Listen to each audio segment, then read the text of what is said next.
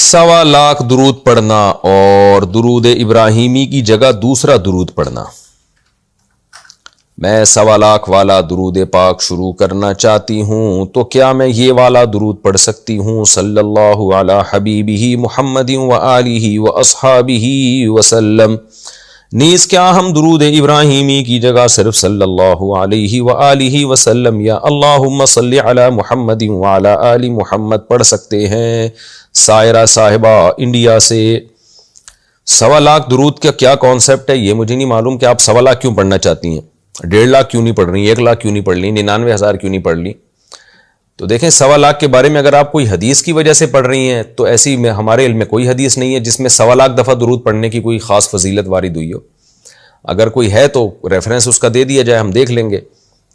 تو ویسے درود شریف روزانہ صبح 100 دفعہ صبح اور 100 دفعہ شام کو پڑھنا چاہیے، کیونکہ احادیث میں جو ذکر اذکار آئے ہیں ان کے بارے میں 100 دفعہ صبح تو 100 دفعہ شام کا تذکرہ ہے، جیسے تیسرا کلمہ ہے، چوتھا کلمہ ہے۔ تو اسی طرح کوئی اسی پر قیاس کر کے 100 دفعہ درود شریف بھی صبح شام پڑھ لے کنٹینیو، تو یہ بہت اچھی بات ہے۔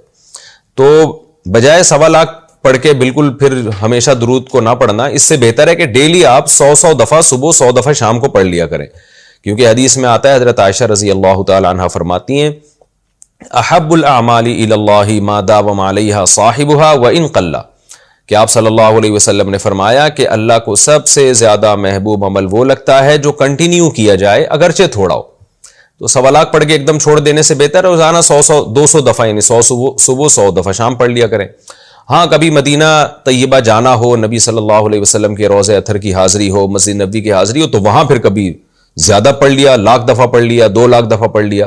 اس میں بھی 1.25 کا کوئی 1.25 جو ہے نہ ادھر نہ ادھر، یہ لفظ کا کچھ کانسیپٹ کیا ہے یہ سمجھ میں نہیں آ رہا ہے۔ تو 1,00,000 دفعہ پڑھیں یا 2,00,000 دفعہ پڑھیں، یا تو 1.25 کا کیا ہے؟